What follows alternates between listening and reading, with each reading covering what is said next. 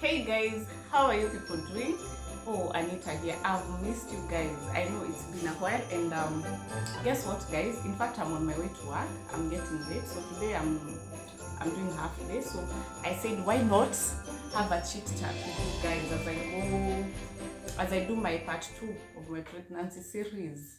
Now, do I call this a pregnancy after birth? Anyway, Merry Christmas in advance. I'm shooting these two, 5 days, 5 days before Christmas. So Merry Christmas in advance, and I hope you're enjoying it. Guys, I'm having a bang one. Last year I had a terrible one. I think I'll have a story time for that. Comment down below if you want to hear that one. So I'm looking forward to this Christmas, and I'll be going home in a few. So anyway, guys, let's get into the topic before I bore you. Yeah, so where did we live? I got the baby. We were discharged at Komarok Modern. By the way, Dr. Nyamo did a very good job. And the nurse, there's one nurse, I can't remember the name, but she's always on these influencers pages, and she's A1. Hiyo nayo, hiyo si hype, she's A1. So now when I got home, the shock of my life. Yani, guys, so the baby developed colic. Remember, when I gave birth, I was not able to breastfeed immediately, and the baby was started on none. That is the worst thing that can ever happen to the baby. So my drama started again at home. My baby developed colic. So guys, I remember at every 7 p.m. my baby could cry continuously. There was a time I even rushed to the hospital. I knew what was happening, but I was paranoid. I knew this was colic, but I was paranoid. You see, you know how mummies we are with our babies. Yani, you might know what is happening, but you want to see the doctor so that they can assure you that nothing is wrong. So I rushed the baby to the hospital, and guess what? Nothing was done. I came back home. I was just given the medication they give for colic, and I had it at home. So I came back home, and now I had to deal it for 3 months. And I also really struggled with milk. Remember, for you, if you have watched my breastfeeding series, for you to stimulate that milk, it has to be within I didn't remember, my milk was not stimulated within the first hour. So I really struggled. Yani, I would pump 30 mLs maximum, but I had really told myself that I must breastfeed this baby for the first 6 months. Yeah. But it reached a point where I had so much stress, life issues, and again, one day I'll tell you about it. And again, nanny issues. Woo-wee. I think that should be also another one. I have so many stories for you guys. So anyway, so at this point, I'm struggling with milk. I have nanny issues. The nanny I had before I gave birth, I stayed with her for 2 weeks after delivery.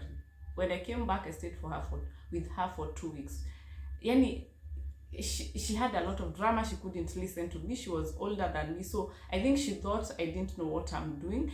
And I always tell my nannies, you might be older than me, but the way you brought up, even if you have kids, the way you brought up your baby is not the same way. Maybe I want to bring up my baby, and you have to follow my rules. You can't come in my house and tell me the baby is supposed to do this, give this baby this, give the baby packet milk, you nanning the baby too much, you see. So we didn't quite well. Yeah, so I had to release her, and now getting another nanny was another drama. So I stayed without a nanny. I stayed without a nanny for 2 weeks after she left, and I am a CS mother. So I could wash the clothes, I cook for myself, I breastfeed. So my back, I started developing back issues, and guys, I think I started having postpartum depression. At some point, I love the baby, I really love my baby, but at some point I didn't want to hear him cry. I didn't want to do anything. I didn't want to see him. I just longed for the moment that the baby would sleep and I would have my own time. And when the baby slept, I didn't even have my own time. My baby had issues sleeping. Maybe would sleep for 30 minutes, 20 minutes. They wake up day and night, guys. Yani, I looked like a zombie.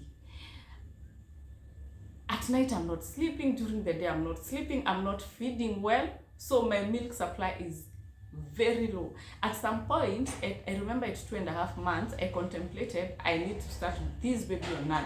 Yes, I'm a nutritionist, but at this point, I was like, no, do I let my baby suffer or do I rather introduce none? I have done everything I could do. The maternal nutrition that I know, yani I practiced it. But remember, guys, even if you practice this and you under stress, no milk comes out, nothing at all. And I always tell my patients this. So yeah, I got another nanny, and life continued. So my baby struggled with sleep for around 4 months, and I also struggled with milk. Unfortunately, I had to start my baby on none at 4.5 months. I couldn't quite reach 6 months. At some point, my breasts were even so cracked, and I was attaching well. The positioning was good, and I remember there was this time. The baby was around 4 months before I started the none. My breast got sick. It got a very big wound. It came from nowhere, because at this point, even the baby is big, the baby is able to attach well. So I was under medication. I could cry at night while breastfeeding. Remember, my baby could sleep on the breast. Yani, they couldn't sleep without breastfeeding. Every 30 minutes, even at night. I was sleep deprived for the first 7 months. So at 4.5 months, I decided, let me just start the baby on none. There's nothing else I can do, and I do not advocate for this. Kindly, if you can, breastfeed your baby for the first 6 months. And usually nowadays, I understand moms who come to me and they don't have enough milk supply. We sit with them if we can solve those issues, because again, none is very expensive and they need to feed on demand. So usually my baby was not fully on none because I was still on leave. I had accumulated my leave days. So what I did, I would breastfeed the baby. Then the little that they had to supplement on, I used the none, so that my baby could now start sleeping. And my baby, I saw improvement. Yeah. So I really quite had a traumatic breastfeeding journey, and it is something now I'm passionate about. After I went through that, I really want to understand what is this that makes even us medics, because I've had even my friends who are not even able to breastfeed for 6 months. Before I got a baby, I couldn't understand mothers when they come to the clinic and they're not breastfeeding their baby up to 6 months. And I couldn't quite really sit to dig deep, but right now I get it, I understand it. And usually when they come, my patients come with those issues, we sit down and we try to find where the problem is and what are the solutions. Because again, remember, for some cases, because like a month ago I had an issue where the sister is taking care of the child, the mother left. So such cases we exempt, but if you can, please breastfeed up to 6 months. So my journey was quite traumatic, and a baby who is not breastfeeding well, they will not sleep well. That is what was happening to my baby. And yes, I introduced my baby to feeds at 6 months. As usual, complementary feeding, and the improvement came in. But my baby started sleeping well at around 9 months. That is where now I started catching some sleep. I started feeling like myself again. If you could have seen me the first 3 months, oh my God, my hair had matutas. I could not even do my hair. My skin looked dark. I had even sunburns, and I was staying indoors. I was so I looked awful, and I don't know what we can do as mothers, because some of these experiences, they are so traumatic. You don't even feel like you'd want to have that experience again and get another baby. Because for me, I love kids and I love my baby so much. It is the best experience so far, but the pregnancy journey and the postpartum, hey my God, that one. And guys, please stop judging people when they tell you they don't want other kids. You don't know the reason as to why, because sometimes it's so traumatic. The baby cries, you don't know whether they are sick, their fevers. Sometimes you are the doctor, you're the friend, you're everything to this baby. You are the nanny. And the worst part is nannies have become a challenge, and I thank God for the past 1 year I've had a very good one. And unfortunately they are going to school, and I'm so I don't know, I'm so emotional about it, but I pray that I'm going to get a good one. But one day I'll come soon. I'll give you a nanny.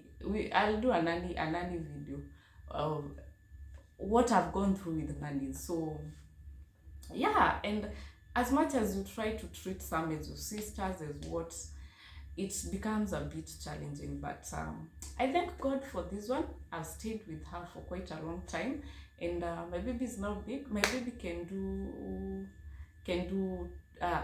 good sleep at night, and we're feeding well, we're doing everything well. So yeah, that was quite a journey before we got to where I am. So anyway, guys, it was just a short one.